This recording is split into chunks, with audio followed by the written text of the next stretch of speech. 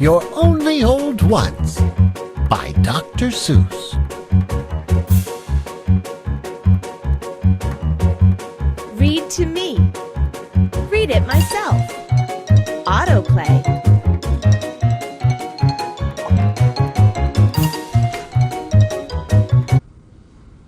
One day you will read in the National Geographic of a faraway land with no smelly bad traffic.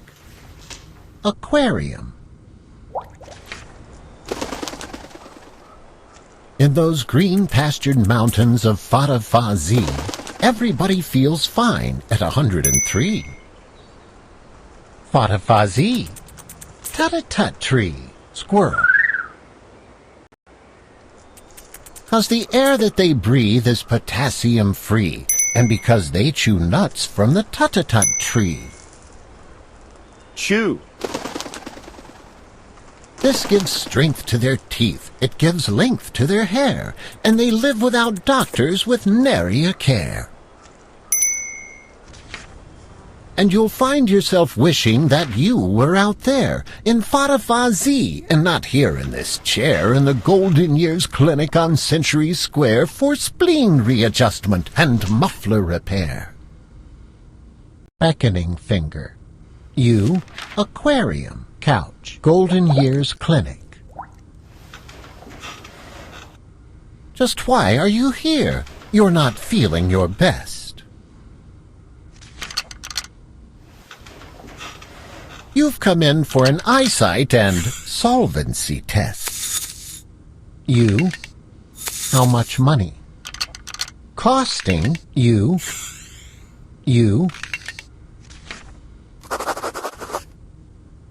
And if you're the type that gets finicky, at this point you'll try to get out of that clinic, but they will outwit you as quick as a winnick.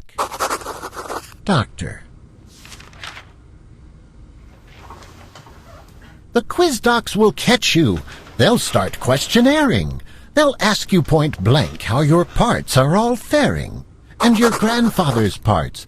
And please try to recall if your grandma hurt most in the spring or the fall.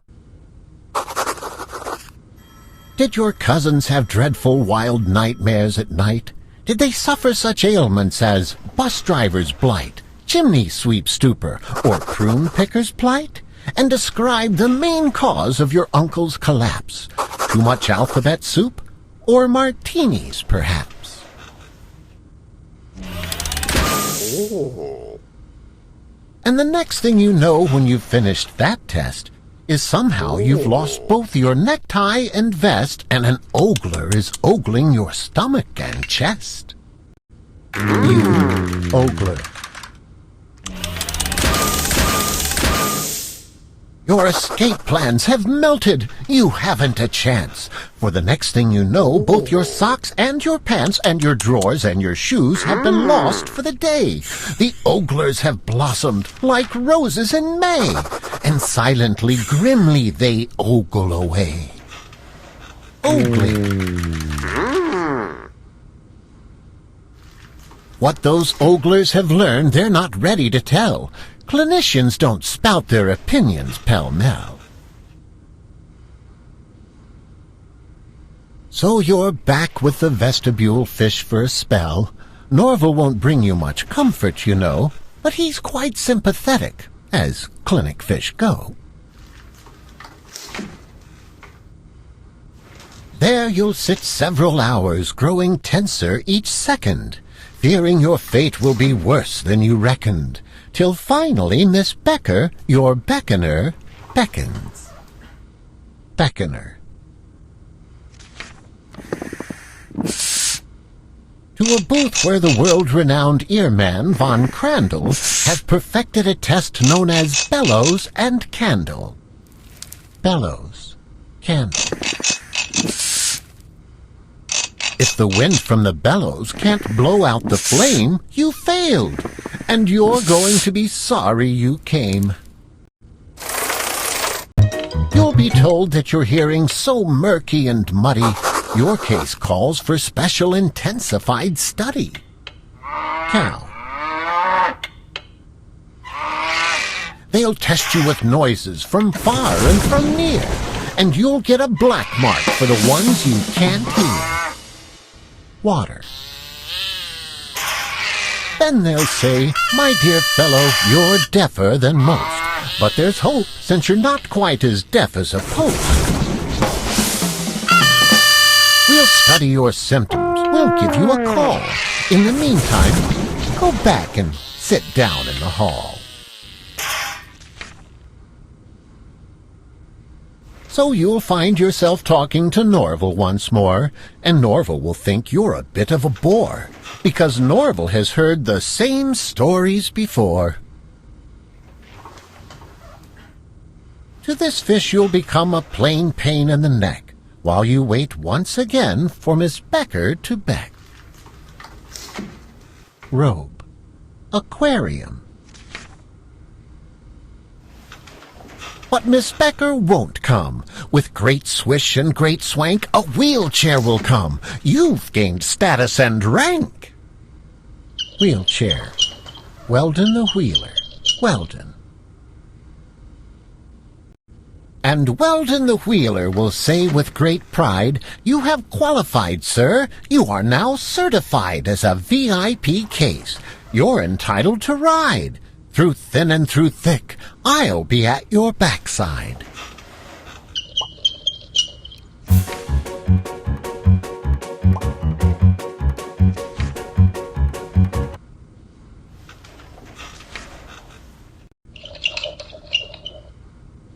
Dear Weldon will show you great sights as you go.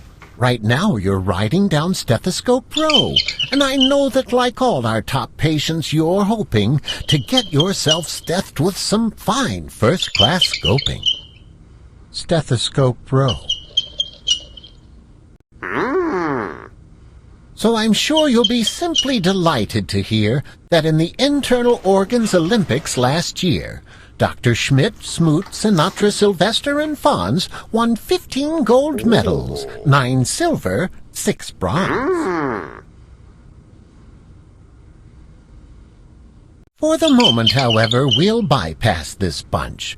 There is plenty of time to see them after lunch.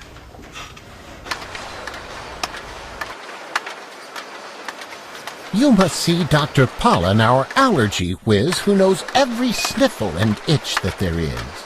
Dr. Pollen will find as he works on your case if the face powder's wrong on your stepsister's face. Dr. Pollen, Clinic. He will check your reactions to thumbtacks and glue, catcher's mitts, leaf mold, and cardigans, too, nasturtiums and marble cake, white and blue chalks, anthracite coal, and the feathers of hawks. Also corn on the cob, also buffalo grease, and how you react when you're stared at by geese. He'll take copious notes, then I'll hazard a guess that he'll send you downstairs to see Dr. Van Ness.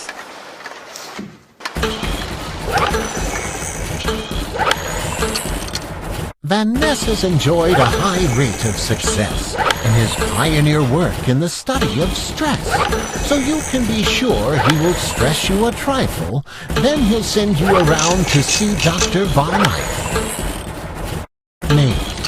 Bed of name. Machine.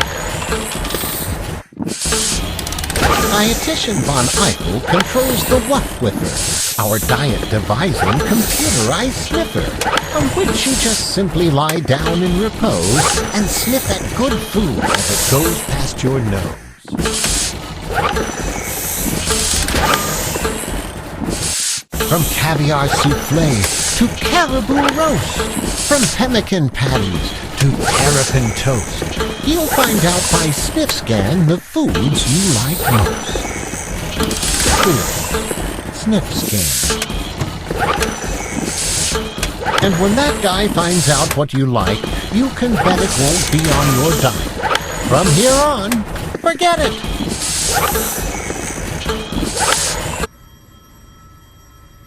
Then into the new wing. We'll see Dr. Spreckles, who does the 3 F's, footsies, fungus, and freckles.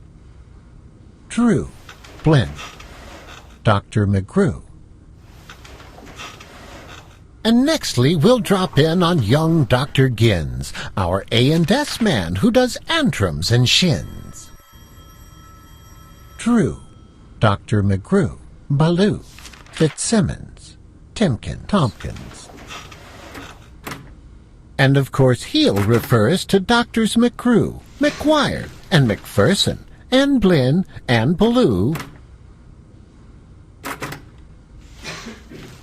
and Timkins, and Tompkins, and Diller, and Drew, Fitzsimmons, Fitzgerald, and Fitzpatrick, too, all of whom will prescribe a prescription for you. Diller, Drew. For your pill drill, you'll go to room 663, where a voice will instruct you, repeat after me. This small white pill is what I munch at breakfast and right after lunch.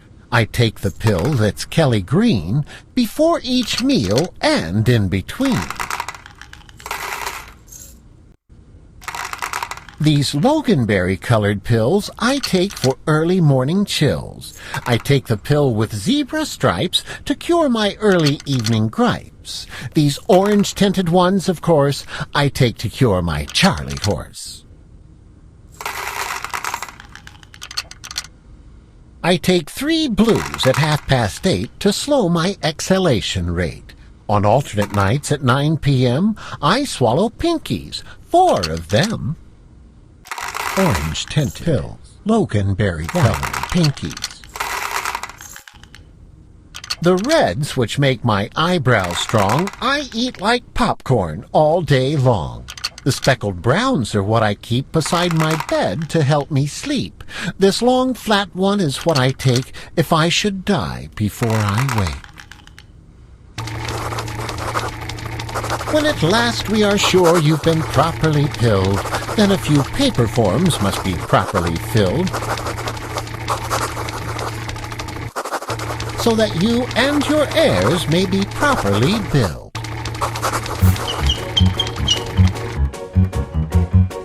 Whereupon, if you're smart, there's a very good chance that you'll meet soon again with your socks, coat, and pants.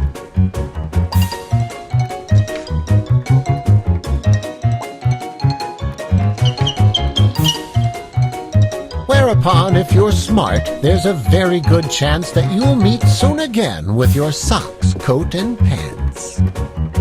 Socks, sign.